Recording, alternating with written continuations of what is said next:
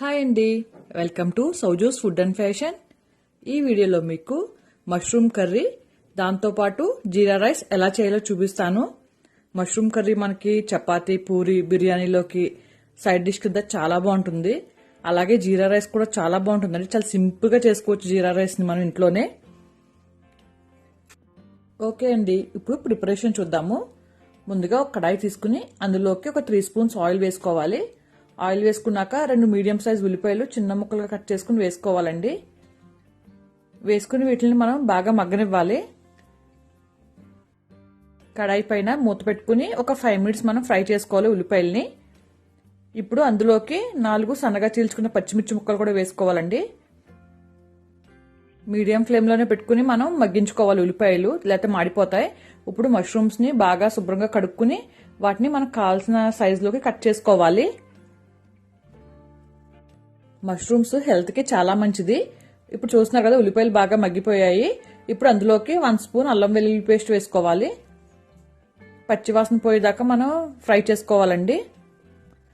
ఇప్పుడు 2 టమాటాలని చిన్న ముక్కలుగా కట్ చేసుకుని అవి కూడా వేసుకుని బాగా మగ్గించుకోవాలి.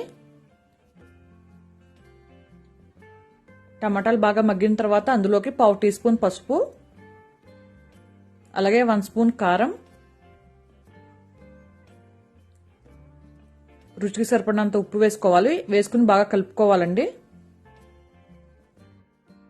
ఇప్పుడు 1/2 టీ స్పూన్ జీలకర్ర పొడి, అలాగే 1/2 టీ స్పూన్ గరం మసాలా వేసుకోవాలి. ధనియాల పౌడర్ 1 స్పూన్ వేసుకోవాలండి.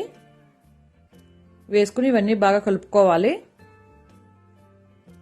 ఒక 2 నిమిషాలు ఇలాగ వేయించుకున్న తర్వాత ఇందులోకి మనం కట్ చేసి పెట్టుకున్న మష్రూమ్స్ కూడా వేసుకోవాలండి. మష్రూమ్స్ వేసుకున్న వెంటనే మనం వాటర్ వేసుకోకూడదండి. ఒక 5 నిమిషాలన్నా మనం వేయించుకోవాలి. మష్రూమ్స్ లో కొన్ని వాటర్ ఉంటాయి, అవి మనకి బయటకు వచ్చేస్తాయి అన్నమాట. వాటితో మనం కొంచెం సేపు మగ్గించుకోవచ్చు. ఇప్పుడు మూత పెట్టి మనకు వాటర్ అంతా ఎగిరిపోయేదాకా మనం వీటిని మష్రూమ్స్ ని ఉల్లిపాయలని మనం వేయించుకోవాలి. మష్రూమ్స్ ఉల్లిపాయలు అంతా బాగా మగ్గిన తర్వాత ఇందులోకి ఒక గ్లాస్ వాటర్ వేసుకుని మనం ఉడికించుకోవాలండి.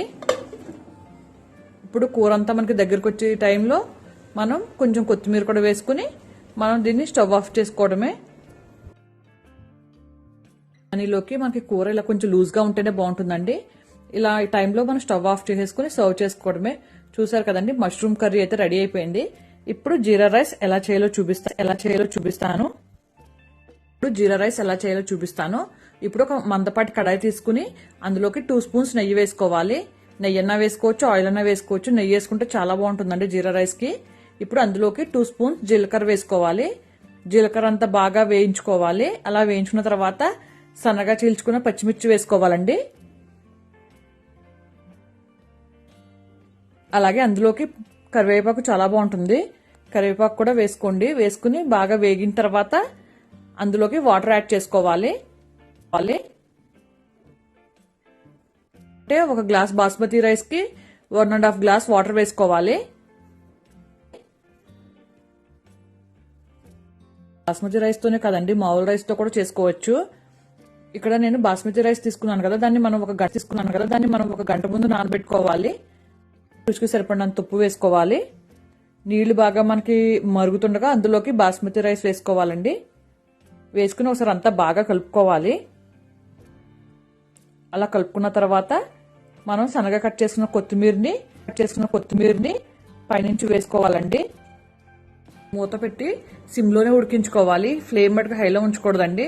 మనకి సిమ్లో ఉంటే నీట్గా ఉడికిపోతుంది. చూసారు కదా ఎంత బాగా రెడీ అయిపోయిందో జీరా రైస్ చేసుకోవడం. ఇది మనకి కాకపోతే వేడివేడిగా తింటేనే బాగుంటుంది, చల్లారితే అస్సలు బాగోదు.